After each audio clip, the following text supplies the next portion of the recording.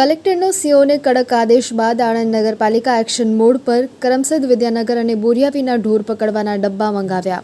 આણંદ પાલિકાએ મંગળપુરા અને ગણેશ ચોકડી પાસે 5 ગાયો પકડી. સાંજ સુધીમાં વધુ ગાયો પકડાશે.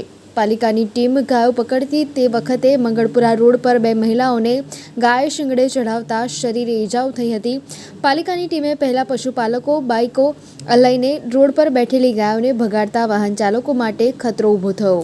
આણંદ નગરપાલિકા દ્વારા આખરે આજથી રખડતી ગાયો પકડવાનું શરૂ કરીને ગણેશ ચોકડી, મંગળપુરા, કેરાકેન સહિત વિસ્તારમાં પોલીસ બંદોબસ્ત સાથે કવાયત હાથ ધરી હતી. જોકે પશુપાલકોને અગાઉ ઊંઘ આવી જતા પાલિકાની ટીમ પહોંચે તે પહેલા ગાયો રોડ પરથી ભગાડી મૂકી હતી. તેમ છતાં પાલિકાની ટીમે 5 ગાયોને ઝડપી પાડીને ઢોર ડબ્બામાં પૂરી દીધા હતા.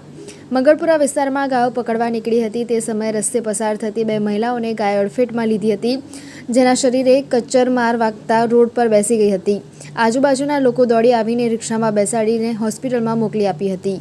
આણંદ નગરપાલિકા રખડતા પશુઓને પકડવા મંગળપુરા પોલીસ બંદોબસ્ત સાથે પહોંચી હતી. આ ટીમની ઉપસ્થિતિમાં કેટલાક પશુપાલકો પોતાની ગાયો ભગાડી મૂકતા હતા, તો બીજી બાજુ પાલિકાની 3 ડબ્બા સાથે 20 સભ્યોની ટીમે 2 કલાકની ભારે જહેમત બાદ મંગળપુરા અને ગણેશ ચોકડી પાસેથી 5 ગાયો પકડીને ઢોર ડબ્બામાં પૂરી દીધી હતી. તો બીજી બાજુ ટ્રાફિકથી ધમધમતા માર્ગો પર સવારથી ગાયોનો અડીંગો હતો. Amul dairy road, 100 foot road, Vidyanagar road અને ભાલેજ ઓવરબ્રિજથી લઈને સામરખા ચોકડી સુધી ઠેર ઠેર પશુઓનો અડીંગો જોવા મળ્યા હતા, જેના કારણે ટ્રાફિક જામ થઈ જતો હતો. એક બાજુ વરસાદમાં ખાડા સાચવવાના અને બીજી બાજુ ગાયોને સાચવવાની હોવાથી ભારે હાલાકી વેઠવાનો વખત આવ્યો હતો.